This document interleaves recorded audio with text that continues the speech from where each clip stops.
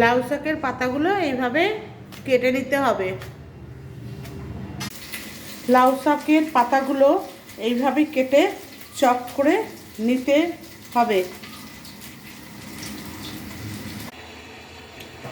লাউ পাতাগুলো এইভাবে কোচাতে হবে, ঠিক যেভাবে কোচানো আছে। যত ছোট ছোট করে কোচানো যায় তত ভালো। তারপর এটাকে পরিষ্কার জল দিয়ে ভালো করে চটকে ধুয়ে নিতে হবে। তারপরে ধোয়া হয়ে গেলে একটা পাত্রে জল বসিয়ে জলটা ফুটে উঠলে তার মধ্যে লাউ পাতাগুলো দিয়ে ঢেকে রাখতে হবে। লাউ পাতাগুলো দিয়ে ভালোভাবে ঢেকে রাখবেন যাতে ওটা একটুখানি ভেপে সিদ্ধর মতো হয়ে যায়। এবার গ্যাস অফ করে লাউ শাকটা 10 সেকেন্ডের মতো ঢেকে রেখে দেবেন। 10 সেকেন্ড গরম জলে রাখার পর এটা ঠান্ডা জল দিয়ে ভালো করে ধুয়ে নিয়ে জল ঝরিয়ে নিতে হবে।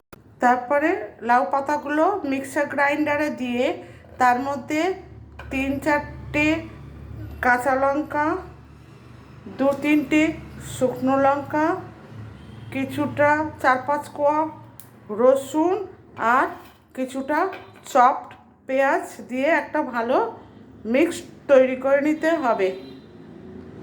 ওভেনটাকে অন করে তার মধ্যে কড়াই বসিয়ে কড়াইটা যদি গরম হয়ে যায় তাহলে কড়াইয়ের মধ্যে 2-3 চামচ তেল দিয়ে সরষের তেল দিয়ে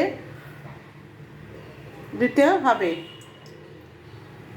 তেল গরম হয়ে গেছে, এবার এতে একটু কালো জিরে, চপড রসুন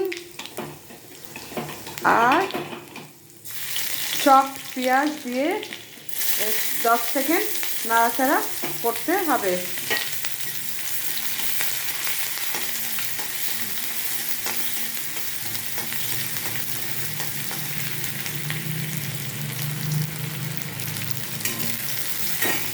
ভাজার পর এবারে আগে থেকে যে পেস্টটা তৈরি করে রেখেছিলাম সেই পেস্টটা এবারে এর মধ্যে অ্যাড করে দিতে হবে এবং তার মধ্যে নুন আর পরিমাণ মতো নুন আর পরিমাণ মতো হলুদ দিয়ে এটাকে নাড়াচাড়া করতে হবে।